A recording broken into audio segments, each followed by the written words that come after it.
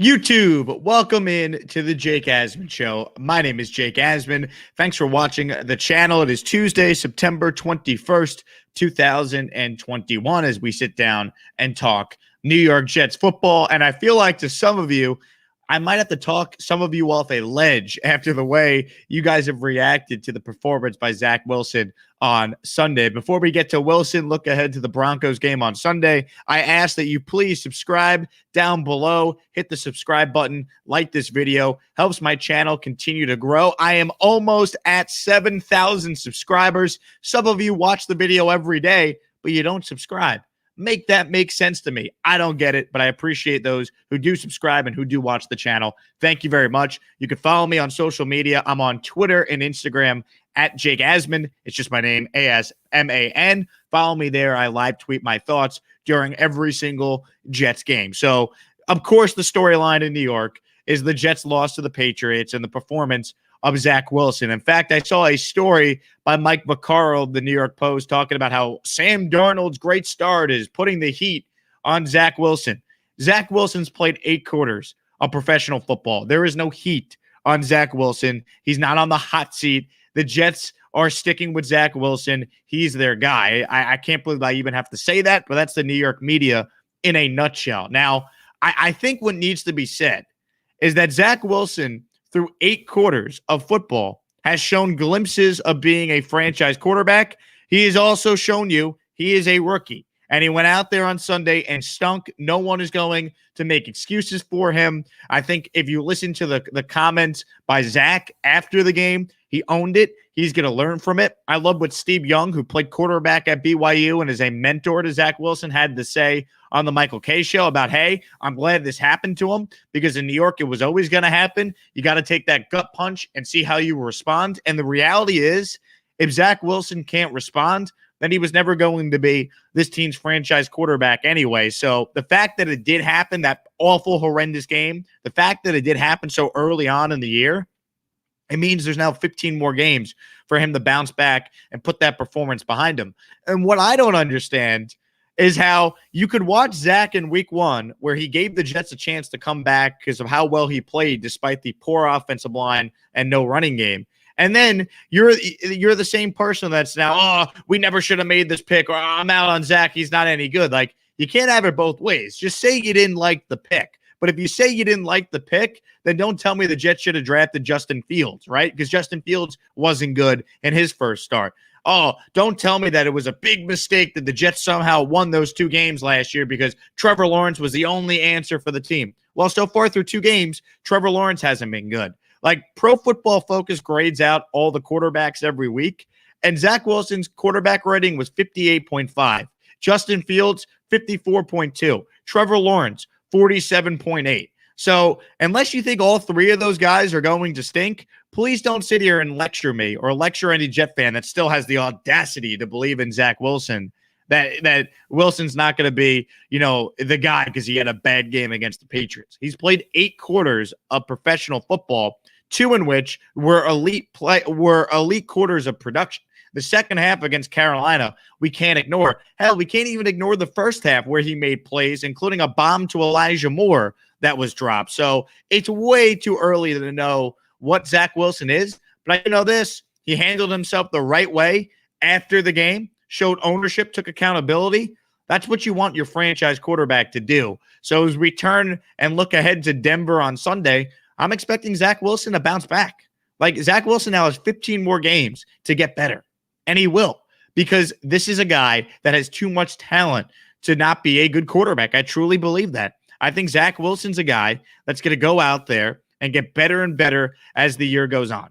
And ultimately, Zach Wilson last week gave the Jets a chance to win. So it's not like we haven't seen him play well so far. He went up against a really good Panthers defense in week 1 and played extremely well, specifically in the second half. So we can't just forget that because he had a terrible game against the Patriots. Newsflash, a lot of rookie quarterbacks have terrible games against the Patriots. It happens. And even in that game, Wilson didn't exactly, crater in the second half. There were still some big-time plays, big-time throws he made, even with the score out of reach. So I feel like I have to be like the voice of reason here. But anyone that's like, oh, we made the wrong pick, Zach Wilson stinks, And you're saying that after 8 quarters of professional football. Like, don't watch the rest of the Jets season then, please. Stop watching my videos. Stop being angry. Just don't watch because there's 15 games left. And I'm going to watch every snap of every game because I expect this kid to get better and better as the year goes on.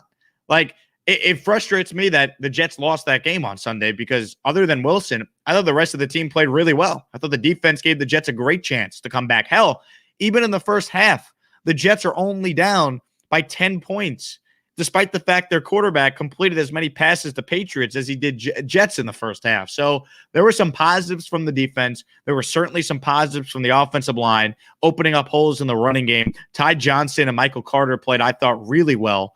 I listened to Robert Saleh yesterday at the press conference talking about how after watching the tape, he was so impressed with the offensive line. So even in a brutal, brutal game by the quarterback, there were still some positives here. I think we all just got to take a deep breath and understand there's 15 games left in the regular season here. So I'm not worried about Zach Wilson. If he has another one of these games in December, yeah, I think that'd be concerning.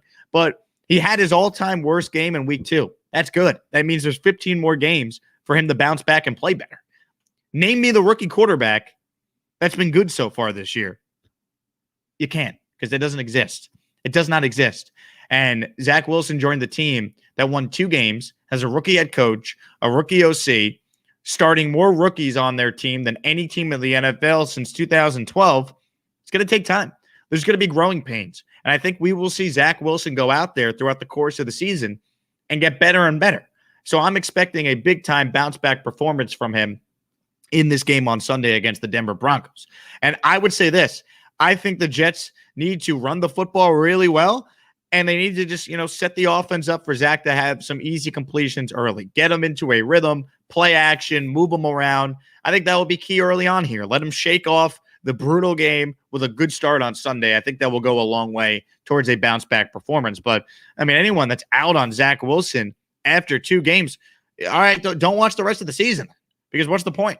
Like, if you're a Jet fan, then don't watch, because if you're done and you're done with this team and it's the same old, do not watch, because when this team does turn it around, you're going to miss out on it. And I look forward to that day happening pretty soon here, because I think they are still, despite a bad game from a quarterback in his second ever start, I still do believe in this team that they're headed finally in the right direction. And I have not been able to say that in a number of years. I did not say it once when Adam Gase was the coach. And certainly after 2016 with that debacle of a year by Todd Bowles, when I knew he wasn't the guy, I did not say it then either. So with that being said, hopefully I talked some of you off the ledge that are angry about Zach Wilson having a bad game in his second ever start against Bill Belichick's defense. And from there, we can start to look ahead now to week 3 against the Denver Broncos, because I think this is a winnable game for the Jets, despite the point spread being what it is. I'm not a huge believer in Denver. Now, they do play really well at home in the month of September. Like, Denver should absolutely be a favorite, but ultimately, I still just look at the Jets and go, Wilson manages the game on Sunday against the Pats, kind of like what Mac Jones did. Jets could have won that game. And they obviously could have won week 1 with a better performance in the first half. So, I think there's going to be growing pains throughout the course of the year.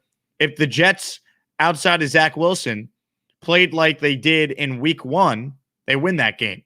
If Zach Wilson played like he did in week 1 and the rest of the Jets played like they did in week 2, I think they win that game against the Patriots. So what does it all mean? Well, at the end of the day, a loss is a loss. You're 0-2. But I think this is about what we should expect with a young team that's going to have highs and lows as they try and rebuild this team, hopefully the right way. So it is a work in progress here. It is frustrating to preach patience, because as Jet fans, we waited 10 years since we last saw the team in the playoffs. So there is going to be frustration, and there should be. But as long as you believe the team's headed in the right direction, and I think they are, I'm willing to be more patient than just 8 quarters of football in 2021, especially when there's 17 games in the season now. So let's give it time here. That's all I think everyone needs to remember. That being said, let's open it up to some questions here, and let's see what we got. Let's start with a comment here from my brother. The Teddy Bridgewater revenge game. Yes, Teddy Two Gloves facing the Jets. The old revenge game. Teddy Bridgewater should probably thank the Jets. They did him a solid. They traded him to New Orleans and ultimately gave him an opportunity to play a little bit down there. And then he went to the Panthers, played there, and now got a chance to start in Denver. So no revenge from Teddy. He should be happy with where this team is. Eddie writes in, Jets 2021 record, 15-2. All right, Eddie, let's get it done, baby. 15-2. 15-2, baby. JR writes in, I agree with you, man, but it's been tough. Look, it sucks. Like, watching that sucks. I am sick and disgusted of always losing to the Patriots, but like, what are we supposed to do? Not watch the rest of the year? Like, the amount of people that are just like, oh, this is the same old, this team stinks, complaining. All right, complain all you want, but I choose to look at it like there's 15 games left in the season, and I feel like Zach Wilson's going to get the opportunity to redeem himself on Sunday. This happened in December. You're feeling a lot worse about your future franchise quarterback, but I don't think we need to spend a whole lot of time on this. But do we want to go through the list of quarterbacks that struggled as rookies? Because it's a lot. And even on Sunday, watching the rest of the NFL, Joe Burrow went out there and threw 3 interceptions on 3 straight plays. That's Joe Burrow, number 1 pick in the draft in his second year. Justin Fields struggled as a rookie. Trevor Lawrence struggled so far through 2 games. Like, quarterbacks make mistakes. Justin Herbert threw a brutal interception the other day for the Chargers. Mahomes threw a terrible interception. Mahomes threw a brutal interception when he was, instead of taking a sack, just tried to flick it to a receiver 5 yards in front of him and ended up leading to an interception. Lamar Jackson threw 2 brutal picks.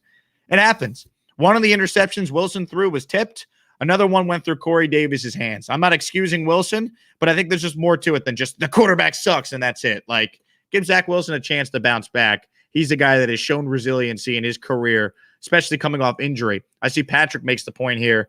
Wilson's sophomore year to junior year, he improved greatly, knew the offense like the back of a good hand, and worked his ass off during the offseason. Wilson has the right temperament and work ethic to be a successful franchise quarterback. That's what you hear from people that know him, people in the know. I'm choosing to be more patient than giving up on a guy after 8 quarters of professional football. So everyone's got to take a deep breath, and things will be okay. Let's see what else we got here. Carly Fleischer writes in, I feel like having a terrible game against the Pats is like going through puberty for a Jets quarterback. I said on my radio show that it's a rite of passage for a Jet quarterback to implode against the Patriots. Sam Darnold, everyone loves him now. He did the same thing in year 2. And here's the thing about that Darnold ghost game. Darnold had that game after the best game of his career was the previous week. Sam was the AFC Offensive Player of the Week in that game against the Cowboys, the game where he threw the bomb to Robbie Anderson and the Jets won. That was Sam's best game of his Jets career, and then the next week he had that. So success is not always lateral. It's going to take time. There's going to be growing pains with this team. So everyone's just got to take a deep breath and understand that things are going to get better here. There's no doubt about that. Zach's game was really bad. Yeah, Jay, it was. It was. No one's going to say it was good. But what are you going to do? Not watch the next 15 games? Like, I watched Zach Wilson play really well week 1. He had a bad week 2. Let's see what he does in week 3. JR, I like what I've seen from Zach at Green Bay. He needs to be patient with his pass selection and not force it. I think Robert Saleh said it best. Sometimes it's okay to be a little boring. Sometimes it's okay to take what the defense is giving you, check it down, live for another down. The Jets were running the ball well, and every time they started to get into a rhythm, another interception happened by Zach Wilson. He'll learn from it. I believe in this guy. I'm not giving up on him after 8 quarters of professional football. The Art of Pimpin' writes in, I didn't get Sunday ticket just to watch 2 games. I've been on the train since I was 8. I ain't going nowhere.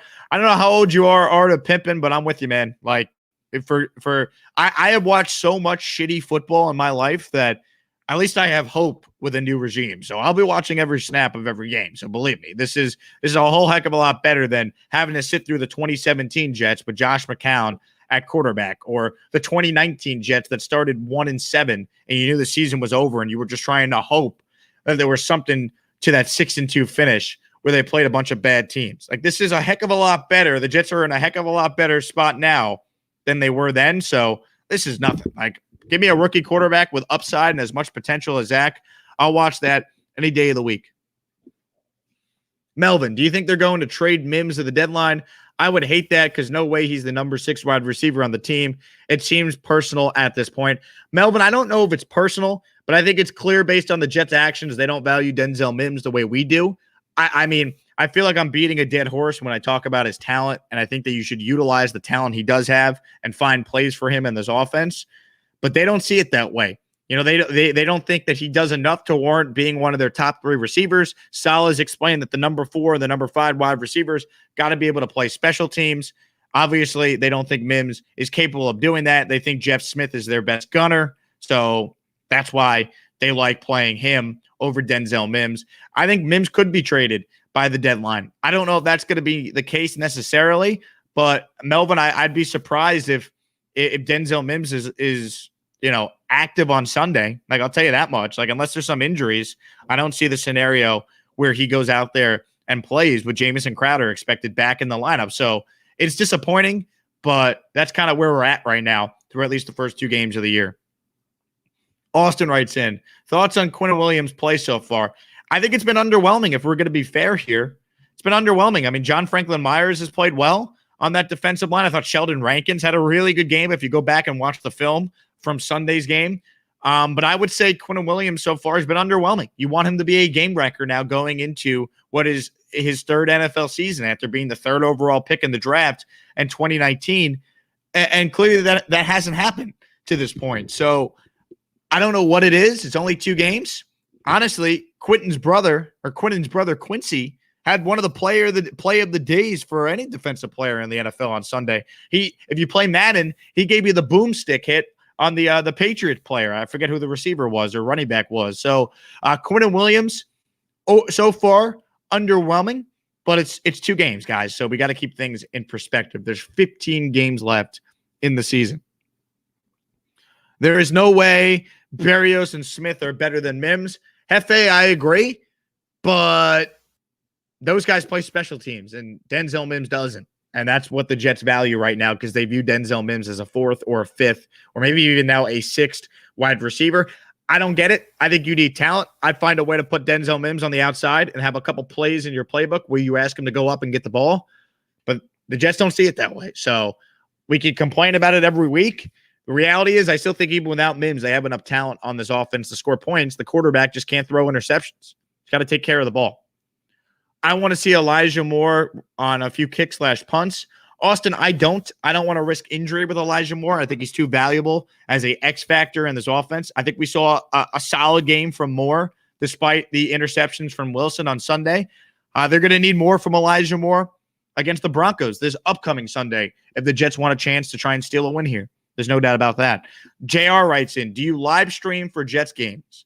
I do not live stream. I do a post game, though, about 35 to 45 minutes, I'd say, after the game. Now, on Sunday, I'm going to Vegas this weekend, so I'm going to be watching the Jets from Vegas, and my flight is right after the Jets game, basically. So I might do a quick post game recap from my phone and post that to my YouTube channel afterward. So this week's post game for the Jets going to be a little different after Jets Broncos, but that's why you got to follow me on Twitter at Jake Asman, and you'll get my live thoughts in real time. And I will have something on the channel for Monday and obviously something late Sunday after the game as well. I watch the Jet games here in Houston on Sunday Ticket. So that's how I find a way to watch the Jets every single Sunday. I got a 3 TV setup in my apartment. So we go Jets, Texans, and Red Zone. So I'm covering all angles of everything going on in the NFL. Friggle writes in, I called Q having a slow start with his offseason injury. Let's evaluate him from week 7 through week 18. I think you could evaluate him from earlier than that, Friggle, but I think that's an excellent point you bring up. Quinnen Williams is coming off injury. He didn't practice a lot over the summer and training camp. It's going to take time. We clearly know he's a talented player, and he played at an elite level last year before he went down with injury. So I really feel like Quinnen Williams will be fine. I'm not worried through 2 games. I've been encouraged by the rest of the defensive line, at least how they played against the Pats on Sunday. I thought the Jets defense, outside of that one drive where Damian Harris carried all 11 players on the Jets, I thought there were some positives from the Jets defense there. There's no doubt about that. Tevin Coleman looked better this week, I think. We didn't see a lot of Tevin Coleman, which, no offense to Tevin Coleman, but that's kind of how it should be. We should see more Ty Johnson. We should see a lot more from Michael Carter. I thought he looked good. In fact, how about this? The Jets actually have 2 Michael Carters that have played well. The corner Michael Carter, I guess we'll call him Michael Carter 2. Thought he looked good. Thought he played very well. So there's definitely some positives there. Austin, I see you also wrote in, how did AVT look? I thought Elijah Vera Tucker played a good game. Look, there's no doubt the Jets ran the football really well. That's offensive line opening up holes and the running backs hitting those holes. So if you want a positive offensively, the running game from the Jets did a great job.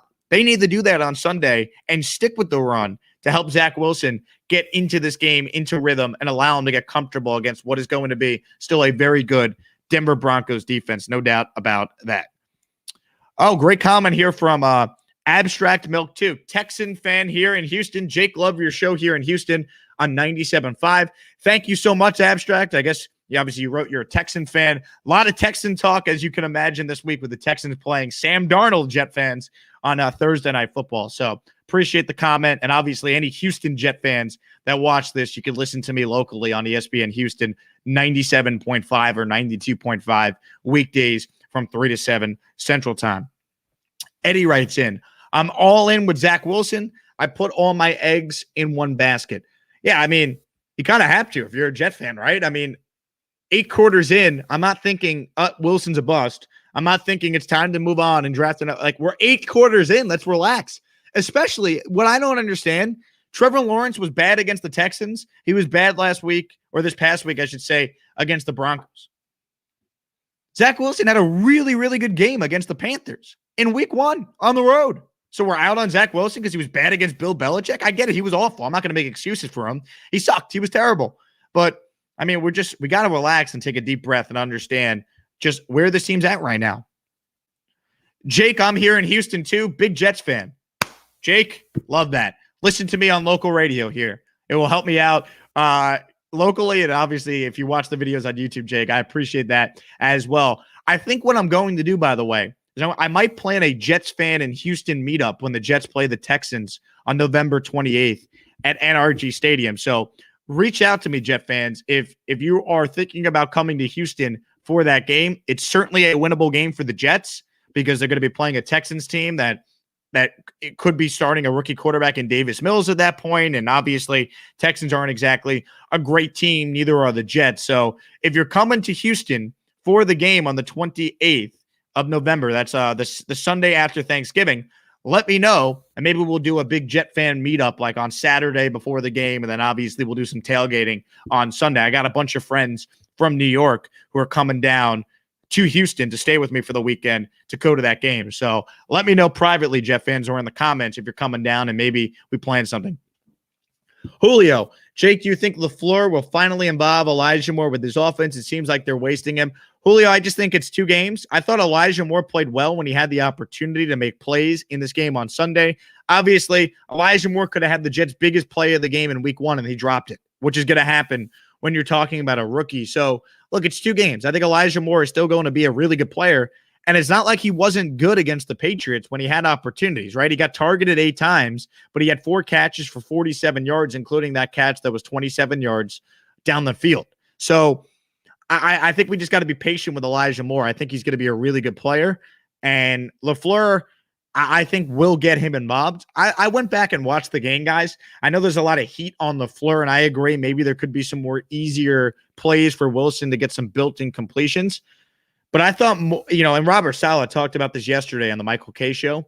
LaFleur stuck with the run game, and then every time they went to the pass game, when they were driving with momentum, that's when Zach Wilson threw another interception. So I'm not as down on LaFleur after this game as I think some are.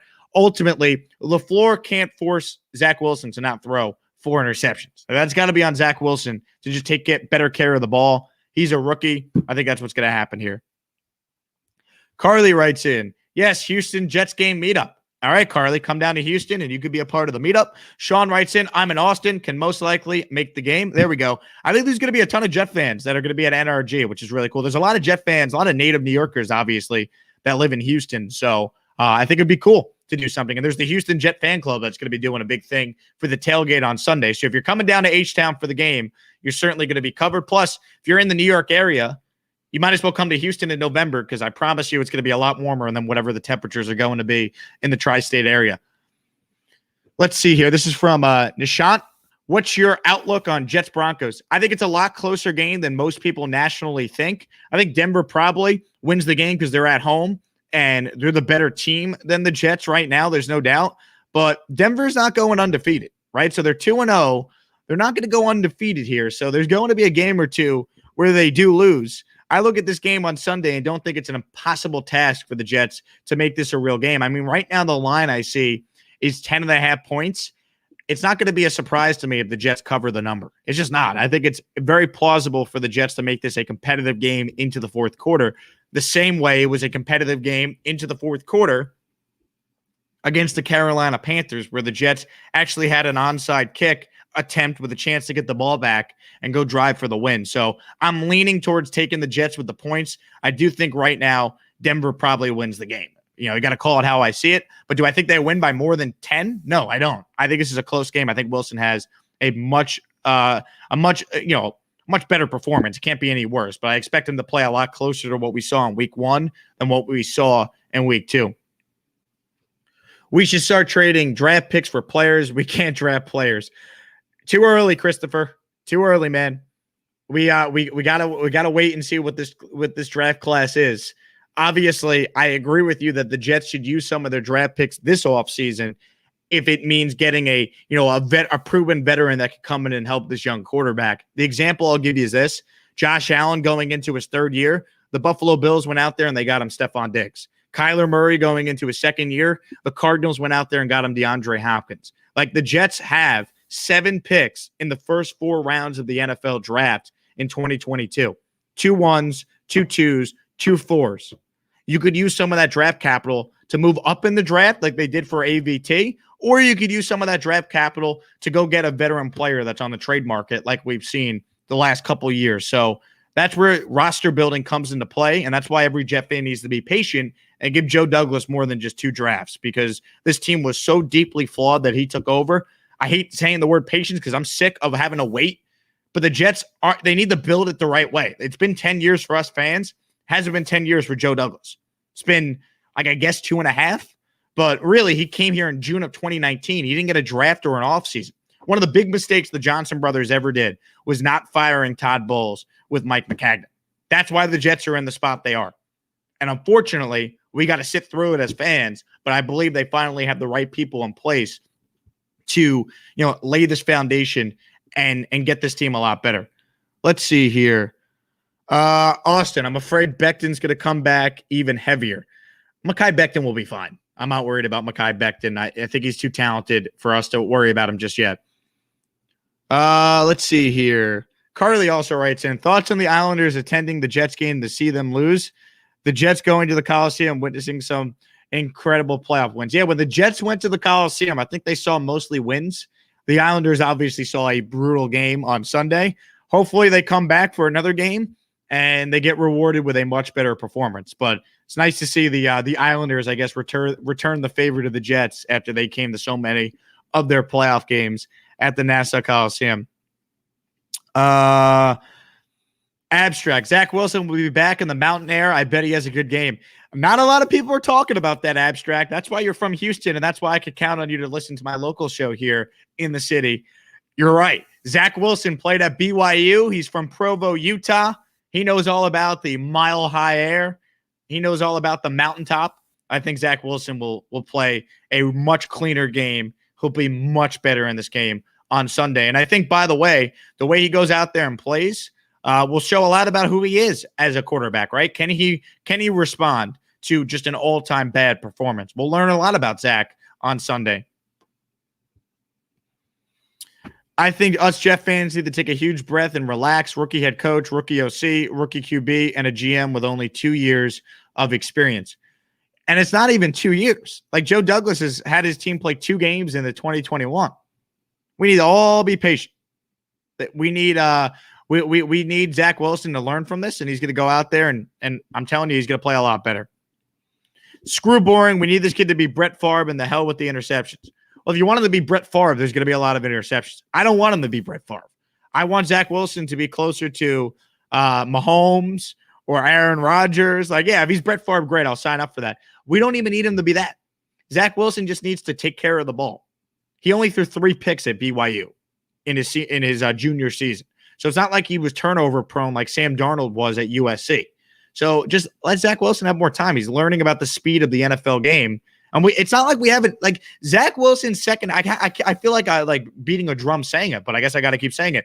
Zach Wilson's first ever game, second half against the Panthers, was the best performance any rookie has had at all this season. better than Lawrence when we played 2 games, and better than Justin Fields, who got in there when Andy Dalton got hurt after, in the middle of the Bears win over the Bengals. So everyone just needs to take it easy, take a deep breath. I think the Jets will be okay. Zach Wilson needs patience and discipline. Agreed. I think we'll get that. This is interesting. I went to the game, and why in the world would they be showing Darnold highlights on the Jumbotron? Did they really do that? Melvin, they showed Darnold highlights on the MetLife Jumbotron. Oh, this team, this franchise. That's not smart. I mean, I'm happy for Sam, by the way. I'll get to see Sam in person. I'm going to the game here in Houston on Thursday. But, man, I don't understand the thought process of showing that game, those highlights at MetLife. There were like 9 other games going on. Show highlights from those games or show interceptions by Trevor Lawrence. Now, that would be grade A trolling by the social team at MetLife Stadium. So there you go. Carly wants to know, how is your fantasy team and who is the best co-owner and manager and why?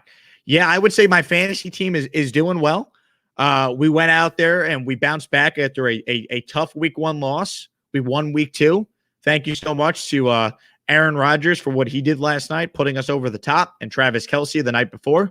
But yeah, I would say the fantasy team's going well. Our co-owner / manager Carly is really brought a lot to the table so far, and we feel good about our chances, to really have a chance to contend for a title in our league. There's no doubt about that.